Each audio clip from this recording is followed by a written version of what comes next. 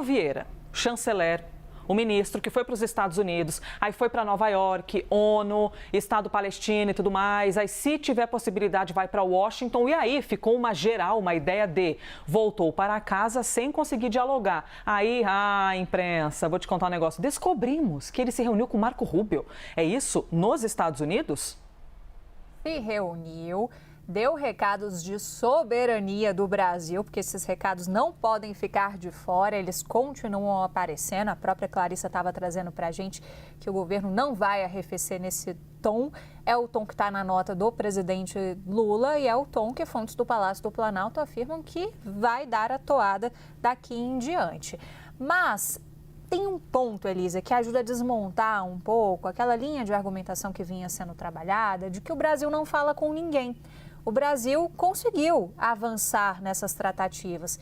Talvez elas tenham sido muito em cima da hora, talvez sim. Talvez lá atrás a gente já tivesse preparado esse terreno diante desse elemento surpresa todo de Donald Trump, as coisas poderiam ser diferentes. Talvez sim, talvez não, porque Trump está aplicando tarifa para todo mundo. Ontem, e a gente trouxe aqui no live, quando houve o anúncio sobre a Índia, já se tinha expectativa de que durante o dia os anúncios sobre... Opa, caiu aqui, mas tá tudo bem. A gente já tinha expectativa de que haveria algum tipo de anúncio também em relação ao Brasil.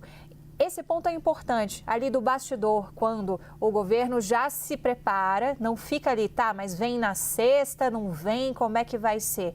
Não, o governo já sabia, já tinha informações de boas fontes, foi assim que me informaram, de que haveria tanto a sanção contra o ministro Alexandre de Moraes, que foi antecipada pelo nosso grande Lorival Santana, quanto do anúncio propriamente dito desse tarifaço. Então a gente está conseguindo um mínimo de entrada, isso ajuda a desmontar um pouco a linha de argumentação que ficou de que não falamos com ninguém, não temos acesso e a gente vê diferentes personagens se movimentando nisso. Faltava um pouco desse agrado também, dar essa imagem ao ministro Mauro Vieira, que cuida da diplomacia, porque Geraldo Alckmin já tinha conseguido falar por pelo menos 3 vezes com o secretário de Comércio, Howard Lutnick, o ministro da Fazenda, Fernando Haddad, já tinha conseguido falar lá em maio com o secretário do Tesouro, e a gente tem um prognóstico de que haverá uma nova reunião, porque ele próprio falou sobre isso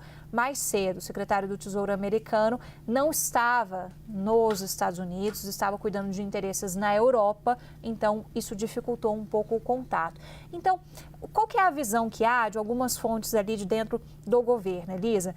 De que aos poucos, apesar de toda a contaminação política que aconteceu nesse processo e que ainda permanece, a gente está conseguindo separar um pouco o que é questão comercial do que é questão política. Então, fazendo com que a questão política fique ali nas sanções de ministros do Supremo Tribunal Federal, e são esperadas mais sanções, mas não afete tanto a questão econômica. Não é por uma bondade dos americanos, mas é por um diagnóstico de que você taxar o Brasil e alguns produtos específicos vai prejudicar os próprios empresários americanos. Então, uma visão que a gente até trouxe agora há pouco, que é de alguns setores que foram poupados, estão, respirando mais aliviados.